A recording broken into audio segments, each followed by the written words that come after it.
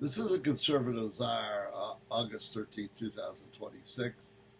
I want to talk today about the DSA socialist candidates, or even the extreme progressive, not quite socialist candidates. And they're winning. They have the wind to their back in certain areas, in blue states, blue cities. They're working. They're successful. And I watching the other day the Wisconsin race, where the DSA candidate was beaten by a smallest of margins by another progressive black candidate, and he won. And he's an articulate young black, relatively young black, and he has some energy about him.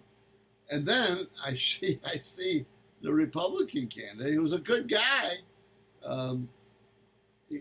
but the Republican candidate is an old white guy. In almost every one of these cases, the old white guys are running against young DSA guys, young socialists. And the socialists have energy. Our guys are not charismatic. They're not. They're old and they're white, and the contrast is significant, and it is part of why they're winning. Because where are our young candidates? Where are they? They're not around. There's nowhere. They're not around at all. Oh, I don't know every race, but the progressives, the socialists, have a ton of these. A lot of them are attractive personally and charismatic, and we just have these old white guys, and it's and they're passionless, okay, and the contrast is significant. Where are young people, our young leaders in the Republican Party? Where are they?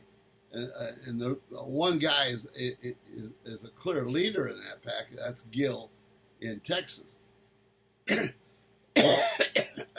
Gill in Texas.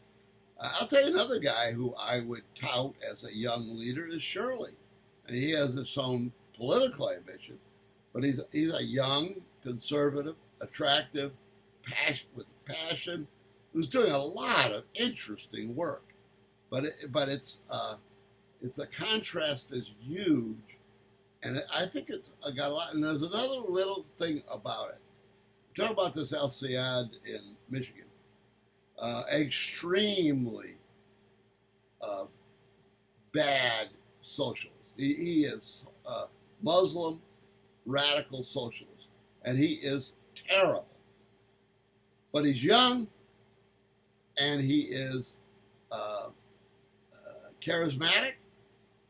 His ideas are horrible. But then the other factor is, I'm going to pick on Fox News here for a minute, which is an easy target. Fox News is always playing these people. Oh, look at what they said. Look at this. Look at this. 10 years ago, she said this. But giving them airtime. El-Sayed is one of the most known political figures, and Fox News has given him all of this coverage. A lot like what the Democrats made a huge mistake in giving Trump airtime in 2015, thinking that they're going to tear him down, and they did tear him down, but he became a celebrity because he was on TV. Sayed's doing this. They're doing the same thing with Sayed and the rest of them. I mean, Mamdani is on. I'll bet you he's on Fox News 8 times every day. What does that bring to him? He becomes a celebrity. And there's a lot of voters that vote on celebrity. This is a conservative czar. See you next time.